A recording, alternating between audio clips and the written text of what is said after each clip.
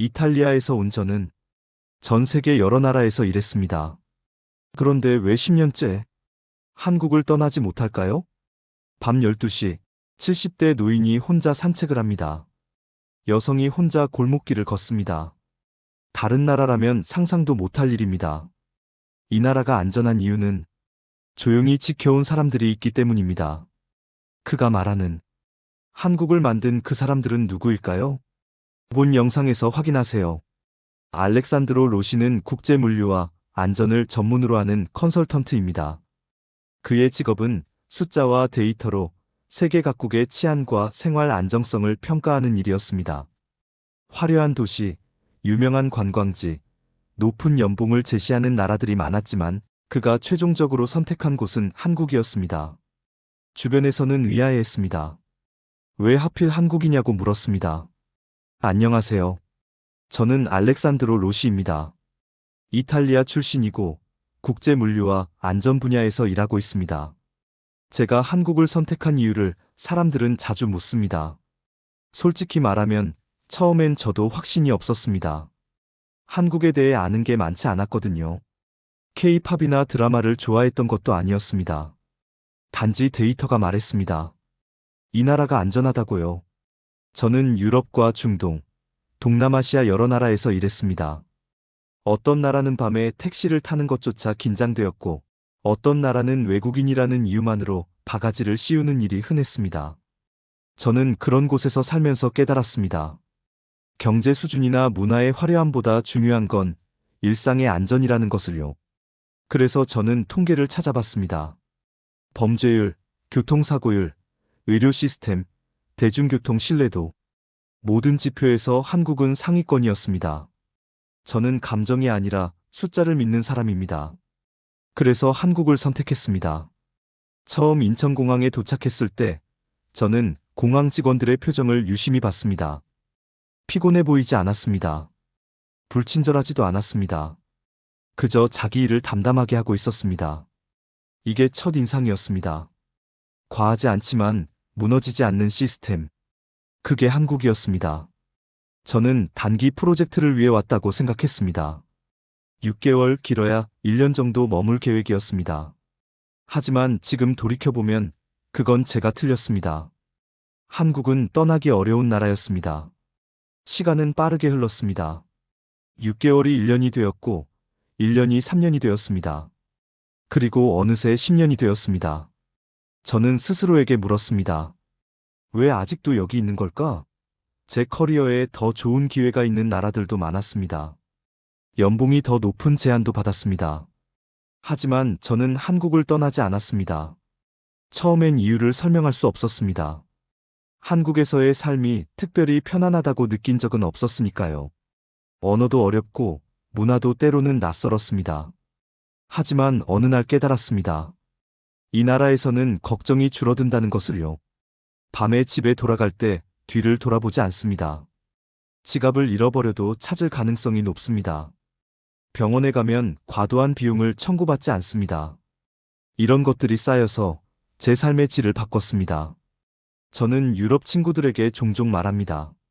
한국은 조용한 나라야. 그들은 이해하지 못합니다.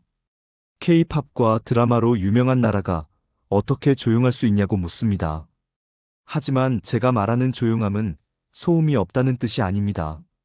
불필요한 긴장이 없다는 뜻입니다. 길을 걷다가 누군가 소리를 지르거나 갑자기 위협적인 상황이 벌어지는 일이 없습니다. 전철 안에서 싸움이 나는 일도 거의 없습니다. 이 조용함이 제가 10년을 머문 이유입니다. 어느 날 저는 친구와 통화를 했습니다. 그는 런던에서 살고 있었습니다. 그가 말했습니다.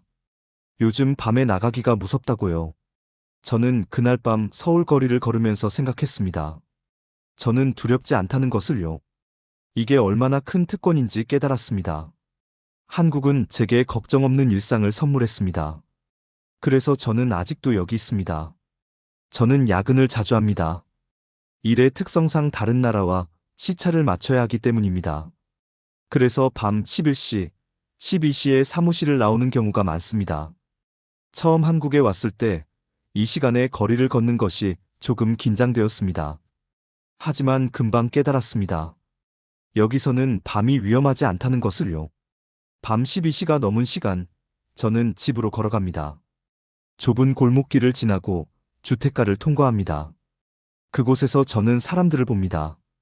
학원에서 돌아오는 학생, 편의점에서 나오는 노인, 늦은 퇴근길의 여성들. 그들은 모두 편안해 보입니다. 경계하지 않습니다. 뒤를 돌아보지 않습니다. 이 광경이 저에게는 충격이었습니다. 다른 나라에서는 상상할 수 없는 풍경이었으니까요. 유럽에서 제 여동생은 밤 10시 이후에 혼자 나가지 않습니다. 택시를 타더라도 항상 번호판을 사진으로 찍어서 친구에게 보냅니다. 이게 그곳의 일상입니다. 하지만 서울에서는 다릅니다.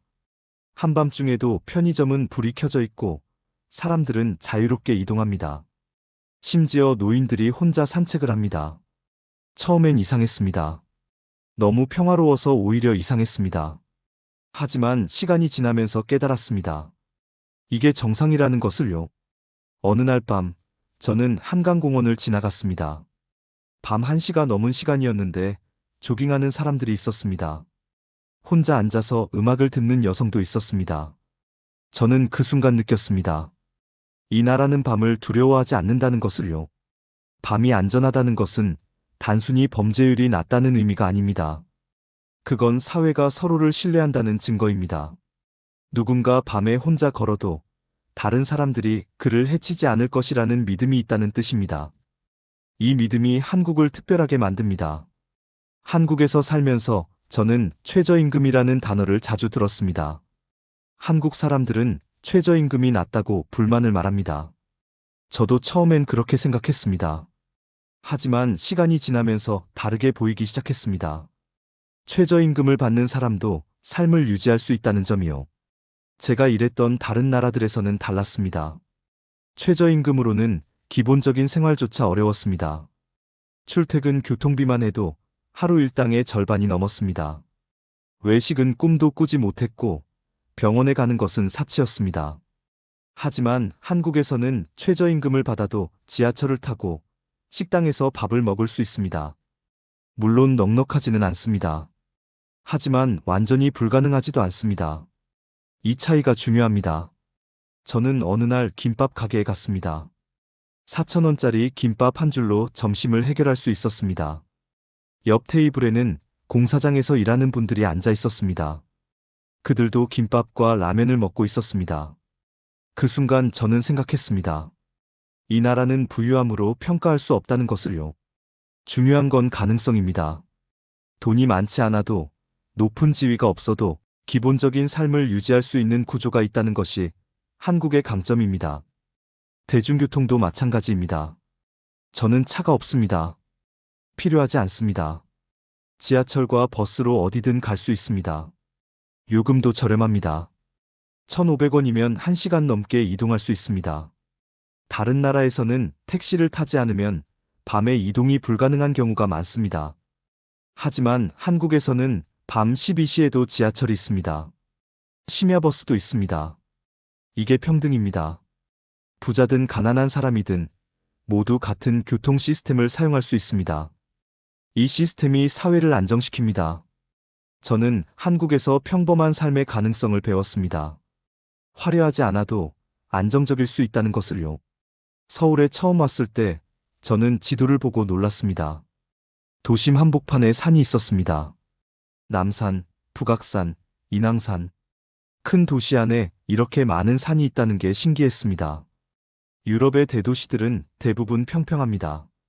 산이 있다면 도시 외곽에 있습니다. 하지만 서울은 달랐습니다. 산이 도시의 일부였습니다. 저는 주말마다 북한산에 갑니다. 지하철을 타고 30분이면 등산로 입구에 도착합니다. 그곳에서 저는 노인들을 많이 봅니다.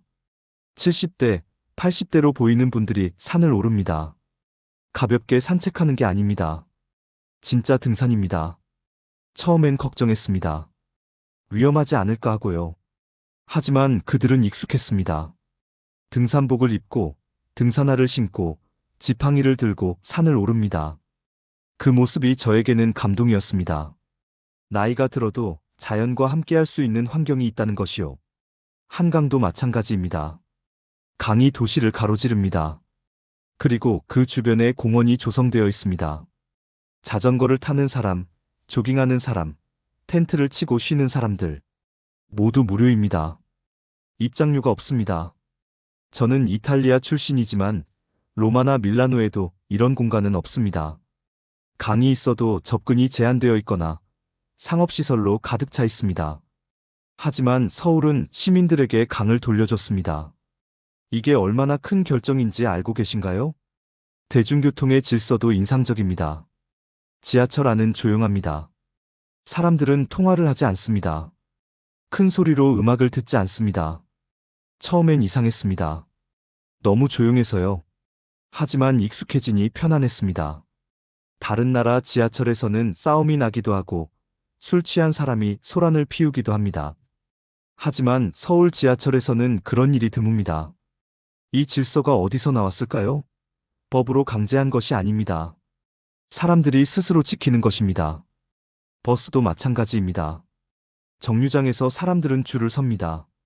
먼저 온 사람이 먼저 탑니다. 노약자석은 비워둡니다. 이게 당연해 보이지만 세계적으로 보면 드문 일입니다. 많은 나라에서는 버스가 오면 사람들이 밀고 들어갑니다. 하지만 한국에서는 그렇지 않습니다.